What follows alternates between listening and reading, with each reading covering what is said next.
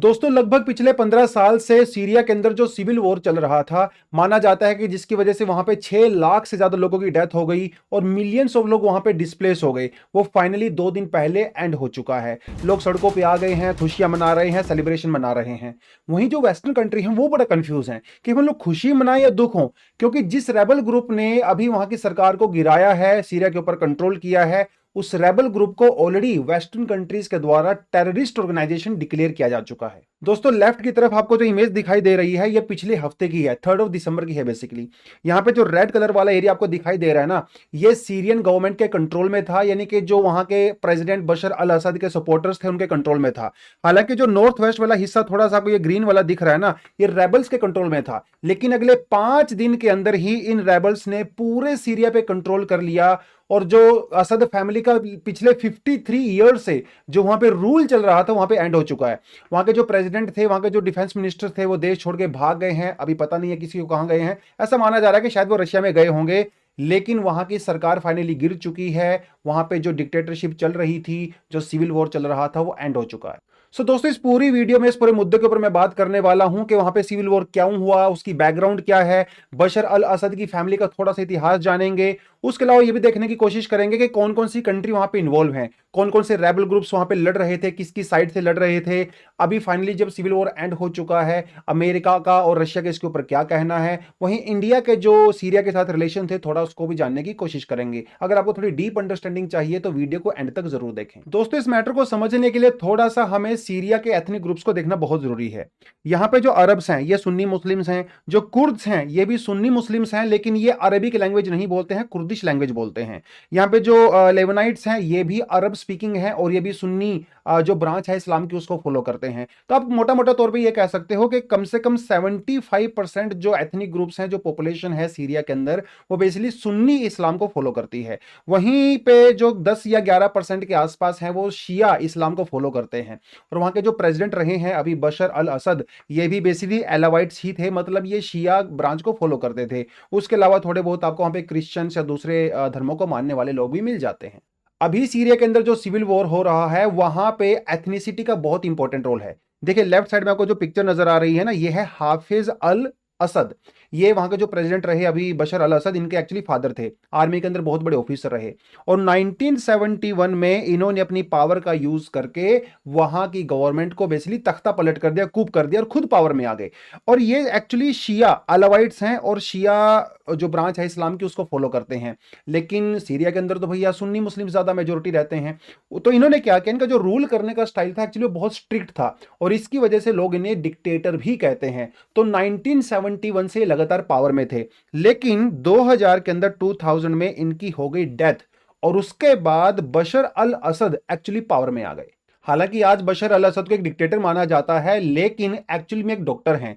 ये लंदन के अंदर प्रैक्टिस किया करते थे और ये एक ऑप्थल्मोलॉजिस्ट थे।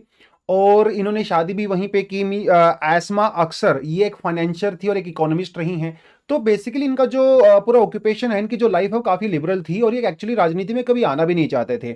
इनके जो फादर थे बेसिकली उनको सक्सीड करने वाले थे इनके बड़े भाई, जिनका नाम था बसिल। बट अनफॉर्चुनेटली 1994 में उनकी कार क्रैश में डेथ हो गई और इसीलिए इनको बाद में अपने फादर की जगह पे वो रूल करना पड़ा। और अगर इनकी एथनिसिटी के बारे में बात करें तो मैं आपको ऑलरेडी बता चुका हूं कि एलावाइट कम्युनिटी से बिलोंग करते हैं और ये शिया इस्लाम को फॉलो करते हैं। और शुरुआत में जब ये पावर में आए थे 2000 के अंदर, तो बेसिकली इनको काफी लिबरल माना जाता था as compared to his father.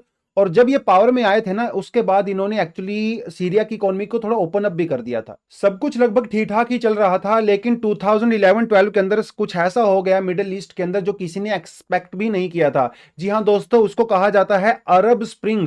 और बहुत सारी कंट्रीज में, जिसमें इजिप्ट है, लीबिया है, टूनिशिया है, यहां पे लोग प्रोटेस्ट करने लगे।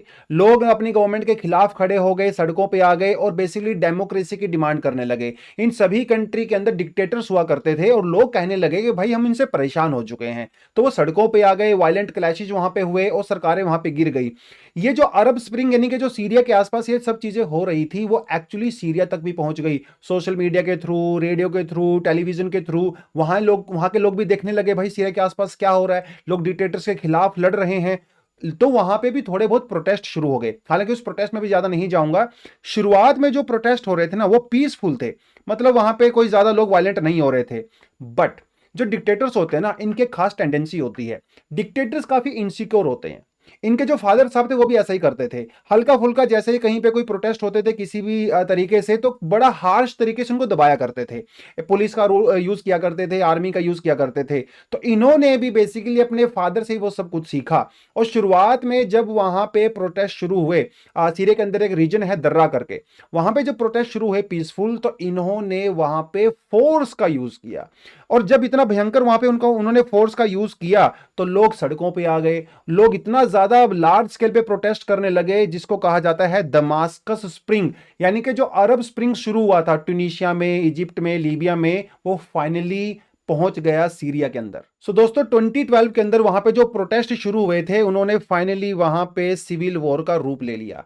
2012 एंड 2015 के बीच में सीरिया के अच्छे खासे एरिया को रेबल्स ने कैप्चर कर लिया था। लेकिन 2015 के अंदर चीजें एक्चुअली बदलनी शुरू हो गई, क्योंकि उस समय रशिया ने और ईरान ने ओपनली असद को सपोर्ट करना शुरू कर दिया। 2015 में रशिया ने ईरान को एयर सपोर्ट दिया, और काफी एरियाज को जिन्होंने रेबल्स ने जिनको कैप्चर कर लिया था, वो एक्चुअली उनको छोड़ के भागना पड़ा, क्योंकि रशिया को उनको सपोर्ट मिल गया था। 2015 से लेके 2020 के बीच में वहां पे चीजें काफी ज्यादा बेसिकली उलझ गई थी, क्योंकि वहां पे अमेरिका भी, टर्की भी आ गया, इजराइल भी आ गया, नेटो भी आ गया था। तो 2015 से लेके 2020 के बीच में खिचड़ी सा वहां पे बन गया था। अलग अलग रेबल ग्रुप्स वहां पे आ गए थे। कौन किसको सपोर्ट कर रहा था मैं पिक्चर थोड़ा क्लियर करूंगा, लेकिन मोटे मोटे तौर पे आप ये मान के चलिए कि 2020 से लेके अभी पिछले हफ्ते तक वहां पे चीजें ठीक ठाक थी। मतलब ना तो रेबल ग्रुप को कुछ खास वहां पे गेन मिल रहा था, और ना ही सीरियन जो आर्मी है उनको कुछ गेन मिल रहा था। तो चीजें बेसिकली स्टैग्नेंट हो गई थी। लेकिन पिछले हफ्ते वहां पे कुछ ऐसा चेंज हुआ कि सिर्फ 15 दिन के अंदर, मतलब 27 नवंबर से ये चीजें शुरू हुई, और फाइनली 8 दिसंबर, मतलब पिछले 15 दिनों में पूरी पिक्चर चेंज हो गई, और पूरे सीरिया के अंदर रेबल्स ने कंट्रोल कर लिया। दोस्तों सीरिया के आसपास हमें बहुत सारी कंट्रीज ऐसी नजर आती हैं जहां पे ऑलरेडी अलग अलग चीजों को लेकर टेंशन बनी रहती है। यहाँ पे टर्की है, इराक है, जॉर्डन है, इजराइल है। तो इस वजह से यहाँ पे बहुत सारे रेबल ग्रुप्स और बहुत सारे प्लेयर यहाँ पे एक्चुअली वो खेल के अंदर उतर गए थे। आपको मैं बताता चलता हूँ कौन कौन से प्लेयर यहाँ पे थे, ताकि पिक्चर थोड़ी आपको क्लियर हो जाए। यहाँ पे सबसे पहले आते हैं दोस्तों रेबल ग्रुप्स। इनको जनरली रेबल ग्रुप कहा जाता है। इनके अंदर भी छोटे छोटे ग्रुप थे। ये रेबल ग्रुप में कुछ ग्रुप्स ऐसे हैं जो बहुत ही ज्यादा हार्ड लाइन है, मतलब वो आप तालिबान जैसा समझ लीजिए। कुछ रेबल ग्रुप ऐसे हैं जो थोड़े से मॉडरेट हैं, और अभी जिस रेबल ग्रुप ने वहां पे कंट्रोल किया है वो रेबल ग्रुप भी थोड़ा सा मॉडरेट माना जाता है। जिस रेबल ग्रुप ने अभी सीरिया के अंदर कंट्रोल किया है, इसका नाम है हयात तहरीर अल शम, मतलब इसे एचटीएस भी कहा जाता है। इसको बनाया गया था 2011 में मिस्टर अबू मोहम्मद अल जुलानी के द्वारा, जिसकी पिक्चर आपको यहां पे नजर आ रही है। ये जो मिस्टर जुलानी है, ये बेसिकली पहले आईसिस के जो चीफ हुआ करते थे बगदादी, उनके काफी क्लोज हुआ करते थे। बाद में आईसिस से अलग हो गए, और 2011 के अंदर इन्होंने एक अपना ग्रुप बनाया जिसका नाम था जोबत अल नुसरा।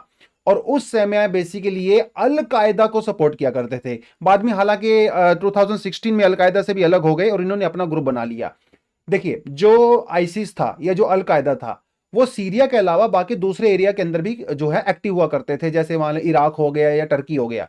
लेकिन इनका जो ग्रुप था एचटीएस, हयात तहरीर अल शम, इनका सिर्फ एक ही टारगेट था कि इनको सिर्फ सीरिया में एक्टिव रहना है, और इनका मेन मकसद था कि जो वहां पे बशद हैं इनकी सरकार को गिराना है। सो जो मेन रेबल ग्रुप है आप उसको कह सकते हो यहाँ पे एचटीएस, जिन्होंने अभी सीरिया के ऊपर बेसिकली मेजरली कंट्रोल किया है।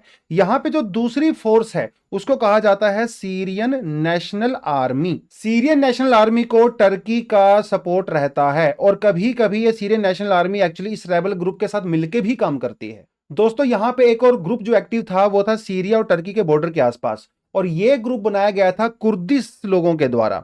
देखिए कुर्द लोगों का ये कहना है भाई हमें कोई फर्क नहीं पड़ता असद पावर में रहे या ना रहे, हमें हमारा सेपरेट कुर्दिस्तान चाहिए। कुर्द लोगों की जो एथनिसिटी है वो सीरिया में भी मिलती है, टर्की में भी है, इराक के अंदर भी है। तो वो बेसिकली अपने लिए एक सेपरेट कंट्री चाहते हैं। और कुर्दिश लोगों के द्वारा यहाँ पे जो ग्रुप बनाया गया था उसे कहा जाता है सीरियन डेमोक्रेटिक फोर्स। और काफी लंबे समय तक Syrian democratic force actually ISIS के खिलाफ भी लड़ती रही। इस पूरे एरिया में 2014-15 के अंदर जब आईसिस बहुत एक्टिव रहा, तो ये लोग बेसिकली आईसिस के खिलाफ लड़ते रहे, और काफी लंबे समय तक सीरियन डेमोक्रेटिक फोर्सेस को अमेरिका का सपोर्ट भी मिलता रहा। लेकिन यहां पे एक बड़ा ट्विस्ट है। ट्विस्ट ये है कि एक तरफ टर्की नेटो का पार्ट है और अमेरिका को सपोर्ट करता है, वहीं पे सीरियन डेमोक्रेटिक फोर्सेस के अंदर कुछ लोग ऐसे थे जो टर्की के अंदर भी एक्टिव थे।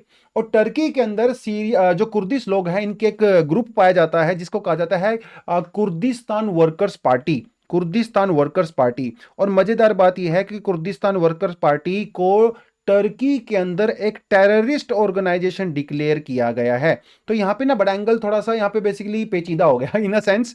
एक तरफ तो एसडीएफ आईसिस से लड़ रही है, एक तरफ जो एसडीएफ है वो असद से लड़ रही है, और दूसरी तरफ इसके अंदर कुछ लोग हैं जिनको टर्की के द्वारा टेररिस्ट ऑर्गेनाइजेशन डिक्लेयर किया गया है। तो ये दो बड़े बड़े ग्रुप और तीन बड़े बड़े ग्रुप बेसिकली यहां पे आप एक्टिवली देख सकते हो। तीसरा चौथा जो ग्रुप यहां पे है ना, वो है लॉयलिस्ट लोगों का। लॉयलिस्ट मतलब वो जो कि बसद अल असद को सपोर्ट करते हैं। तो यहां पे जनरली आप कह सकते हो वहां की जो आर्म्ड फोर्सेस हैं, जो सिक्योरिटी फोर्सेस हैं, उनको सपोर्ट किया करती थी। यहां पे जो एक और फोर्स है वो आप कह सकते हो फॉरेन कंट्रीज, जो फॉरेन फोर्सेस हैं बेसिकली, जिसके अंदर अमेरिका भी इन्वॉल्व है, इसके अंदर ईरान भी इन्वॉल्व है, और यहाँ पे रशिया भी इन्वॉल्व है, भाई यहाँ पे हिजबुल्लाह भी इन्वॉल्व है। ये अपने अपने तरीके से वहां पे लड़ाई लड़ रहे थे। देखिए यहां पे फॉरेन पावर्स का जो रोल रहा सीरिया के अंदर वो काफी इंटरेस्टिंग है बेसिकली। यहां पे एक साइड में आपको दिख सकता है अमेरिका और टर्की, और दूसरी साइड में है ईरान, रशिया और हिजबुल्लाह। अमेरिका और टर्की का जो इन्वॉल्वमेंट है वो थोड़ा सा बेसिकली इंटरेस्टिंग है, और अमेरिका ने वहां पे बहुत ज्यादा लंबे समय तक बेसिकली इंटरवीन किया भी नहीं है। 2014 और 2015 के आसपास जब वहां पे आईसिस काफी एक्टिव था, उस समय अमेरिका सपोर्ट कर रहा था सीरियन डेमोक्रेटिक फोर्सेस को, जो कि कुर्द लोगों के द्वारा बनाई गई है। लेकिन मजेदार बात यह है कि 2015 के बाद से जब अमेरिका थोड़ा सा वहां से बाहर हो गया, इन्हीं जो कुर्द लोगों के खिलाफ टर्की ने भी एक्शन लेना शुरू कर दिया, क्योंकि यही कुर्द लोग एंटी टर्की एक्टिविटी भी करते हैं। तो एक तो इन्वॉल्वमेंट यहां पे ये रहा।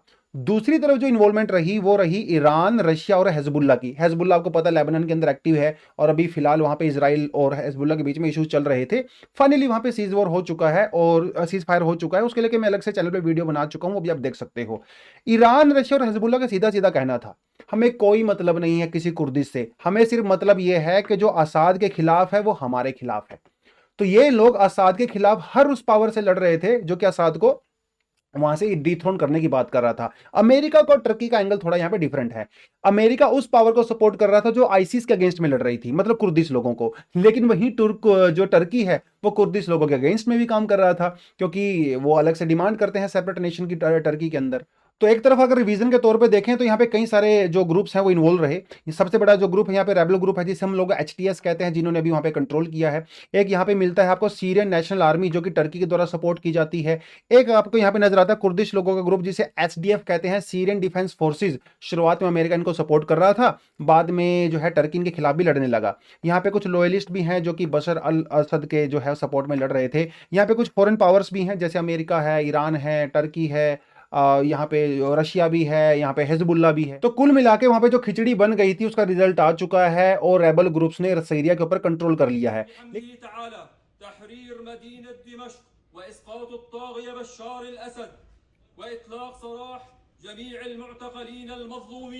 लेकिन सवाल यह उठता है कि जब इतने साल से वहां पे असद और उसके जो फोर्सेस हैं वो कंट्रोल कर पा रही थी, तो पिछले 15-20 दिनों में यहां पे ऐसा क्या हो गया। देखिए सोचने की बात यह है कि इस समय ईरान, हिजबुल्लाह और रशिया ये एक्चुअली काफी डिस्ट्रैक्ट हो चुके हैं। अब देखिए रशिया तो यूक्रेन के साथ बिजी हो गया है, राइट। उसके अलावा देखिए जो हिजबुल्लाह है वो इसराइल के साथ एक्टिव हो गया है। ईरान के अपने इश्यूज चल रहे हैं यमन वगैरह को लेकर इसराइल के साथ।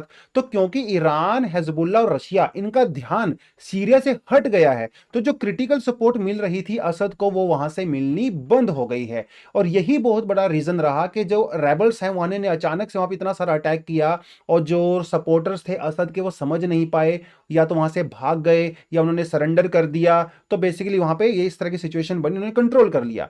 हालांकि रशिया का यहाँ पे ये कहना है भाई उसकी कोई इन्वॉल्वमेंट नहीं है, और मिस्टर बाइडेन ने भी यहाँ पे यही कहा कि देखिए हम लोग कोई इस मामले में इंटरवीन करने वाले नहीं हैं। और मिस्टर ट्रंप ने तो सीधा सीधा कह दिया भाई ये हमारी लड़ाई है ही नहीं। हाँ एक जमाना था 2014-15 में जब अमेरिका इन्वॉल्व था, उस समय क्योंकि आईसिस के खिलाफ हम लोगों को लड़ना था, लेकिन आज हमें इस बात से कोई लेना देना नहीं है। सीरिया के अंदर जो हो रहा है वो सीरिया का अपना मामला है, जो भी कुछ वहां पे होगा हम उसमें कुछ भी नहीं करने वाले हैं। और डोनाल्ड ट्रंप ने तभी ट्वीट भी किया था, this is not our fight, let it play out, do not get involve. कुछ एक्सपर्ट्स का यह कहना है कि देखिए हम लोग मानते हैं कि आसाद एक डिक्टेटर था, असाद की जो हमें पॉलिसीज थी वो भी काफी खतरनाक थी। लेकिन अगर मोटे मोटे तौर पे हम लोग देखें तो असाद को कुछ लोग एक्चुअली पसंद भी करते हैं, क्योंकि असाद एक माइनॉरिटी ग्रुप को जो है वो बिलोंग करते थे, उसको रिप्रेजेंट करते थे। तो कुछ लोगों का कहना था कि माइनॉरिटीज के राइट को प्रोटेक्ट करने के लिए वहां पे असद का होना जरूरी था, क्योंकि अब वहां पे जो फोर्सेस पावर में आई है ना, ये सुन्नी इस्लामिक फंडामेंटलिस्ट हैं। तो ऐसा ना हो भाई सीरिया के अंदर भी जो पावर अभी आएगी वो तालिबान के जैसे ही हो जाए जैसे इराक के अंदर रही है, ऐसा हो सकता है। हालांकि वहां पे जो रेबल ग्रुप्स के लीडर हैं ये थोड़े से मॉडरेट हैं, ये तालिबान जैसे या अलकायदा जैसे आईसिस जैसे उतने हार्ड लाइनर नहीं है। देखिए अभी तो इनका यही मानना है, शायद फ्यूचर में ऐसा हो जाए, वी नेवर नो। तो इनका यह कहना है कि देखिए हम लोग प्यार का मोहब्बत का हाथ बढ़ाना चाहते हैं, वहां की जो गवर्नमेंट है उसके साथ मिलकर काम करना चाहते हैं। तो ये जो पावर ऑफ ट्रांजिशन होगा ना ये पीसफुल रहेगा। तो फिलहाल जो सिग्नल दिए जा रहे हैं इनके द्वारा ना वो थोड़े से मॉडरेट ही नजर आते हैं, जो कि अच्छी बात भी है भाई। अगर बहुत सारे हार्ड लाइनर होंगे तो वहां पे जो शियाज होंगे, जो अलवाइट्स होंगे, जो क्रिश्चियंस होंगे, हो सकता है उनके खिलाफ वहां पे जेनोसाइड भी हो जाए अगर ये बहुत ज्यादा हार्ड लाइन हो गए। लेकिन फिलहाल इन्होंने ऐसा सिग्नल यहाँ पे कुछ दिया नहीं है। तो शायद हो सकता है इन्होंने भाई इराक से सीख लिया हो, तालिबान से सीख लिया हो, क्योंकि तालिबान इतना ज्यादा हार्ड लाइन है उसकी वजह से उनको कोई इंटरनेशनल सपोर्ट नहीं मिलता है। तो शायद इन्होंने इस बात को रियलाइज कर लिया होगा, पढ़े लिखे हैं, बड़े चतुर चालाक हैं और बहुत सारे लोगों के साथ मिलकर इन्होंने काम किया है। तो शायद इस वजह से वो थोड़े से मॉडरेट अभी फिलहाल यहाँ पे नजर आ रहे हैं। और जहां तक इंडिया और सीरिया की बात है, हमारे रिलेशन काफी ठीक ठाक रहे हैं। असद गवर्नमेंट के साथ भी हमारे रिलेशन ठीक ठाक थे। इवन पिछले ही हफ्ते हम लोगों ने India Syria foreign office consultation भी किया था न्यू दिल्ली के अंदर, और ट्वीट करके भी डिफेंस मिनिस्ट्री ने भी कहा था, फॉरेन मिनिस्ट्री ने भी कहा था कि सीरिया के साथ हमारे रिलेशन अच्छे खासे हैं। मिनिस्ट्री ऑफ एक्सटर्नल अफेयर्स का यह कहना है कि भैया India and Syria enjoy warm and friendly relations based on historic and the civilisational ties. हालांकि जो सीरियन यूथ हैं उनको लेके हम लोग काफी एक्टिव रहते हैं। इंडिया की कई सारी यूनिवर्सिटीज के अंदर जो सीरियन यूथ है उनको स्कॉलरशिप भी दिया जाता है। तो हमारे रिलेशन बेसिकली सीरिया के साथ ठीक ठाक रहे हैं। हालांकि ये देखना इंटरेस्टिंग रहेगा कि अभी जो वहाँ पे नई सरकार बनेगी किस तरह से बनेगी भाई, उसके साथ हम लोग कैसे आगे डील करते हैं।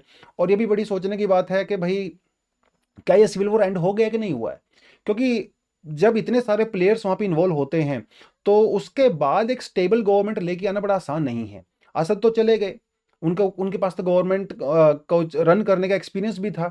अभी जो नए ग्रुप आए हैं उनके पास एक्सपीरियंस भी काफ़ी कम है। और जो वो एक फीलिंग रहती है हेट वाली, क्योंकि इतने समय से आप लड़ रहे हो कॉन्टिन्यूसली, वो माइनॉरिटीज़ के साथ कैसा डील करेंगे वो बड़ा देखने वाली बात है। और क्योंकि ये सुन्नी इस्लामिक फंडामेंटलिस्ट हैं, वहाँ पे ह्यूमन राइट का क्या होगा, ह्यूमन राइट्स का क्या होगा, ये सारे कंसर्न्स तो डेफिनेटली हैं। लेकिन हम लोग उम्मीद कर सकते हैं कि वहाँ पे जो फ्यूचर आए वो ठीक हो, ह्यूमन राइट्स को वहाँ पे रिस्पेक्ट किया जाए। तो हम इसी उम्मीद के साथ जो है इस वीडियो को यहाँ पे भी एंड करते हैं। थैंक यू, जय हिंद।